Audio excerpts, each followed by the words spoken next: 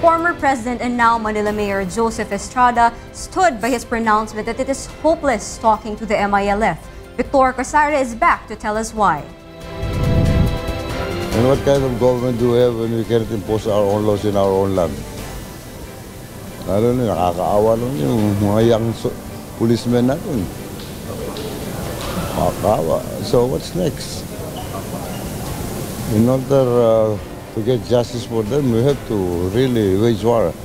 Justice for the slain PNP Special Action Force troopers and peace in Mindanao can only be attained if government wages war to end the existence of the Moro Islamic Liberation Front or MILF. This was the pronouncement of former President and now Manila Mayor Joseph Estrada after the bloody encounter in Mamasapano, Mindanao that killed 44 members of the PNP staff, 7 civilians, and 18 MILF members. For Mayor Estrada, entering into a peace agreement with the MILF was already pushed by past administrations, but these did not prosper. I have that experience with them, and they are not true to the words. Re-receive ng peace talk, sinunog niya yung kaswagan. 6 na batang lechon na namatay.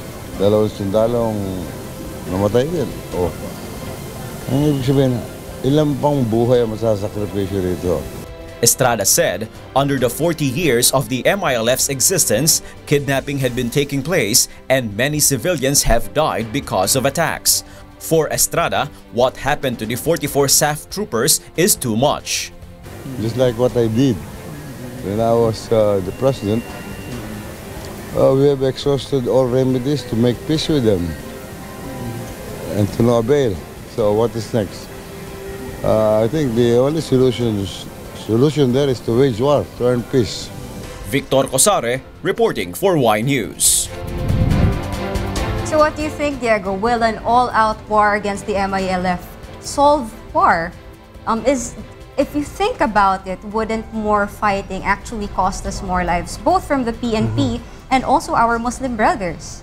You know, another way to look at it is, of course, who would want war? Maybe there's a select few who would want that to happen. But the bigger picture, or a better question to ask is, how do we achieve this peace? Because we have to remember all the way from President Marcos and the Tripoli Agreement to the Ancestral Domain Agreement, and now we have the Bangsamoro Basic Law. Each time it failed. Why did it fail? It's not because it's the peace between the Philippine side and the Muslim side.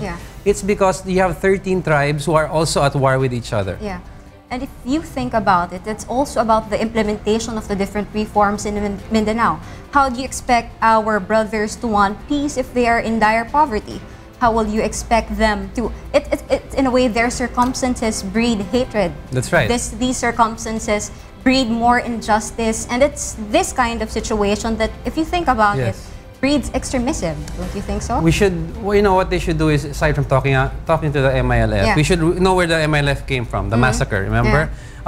We should talk to the people who are really experiencing poverty. Because these armed groups, they have all the, you know, they have a supply of arms, they're well fed, and obviously they're not in poverty. That's true. They're just using the poverty angle to get what they want. That's true. And what can they offer us? Okay, let's proceed. Vice President Judge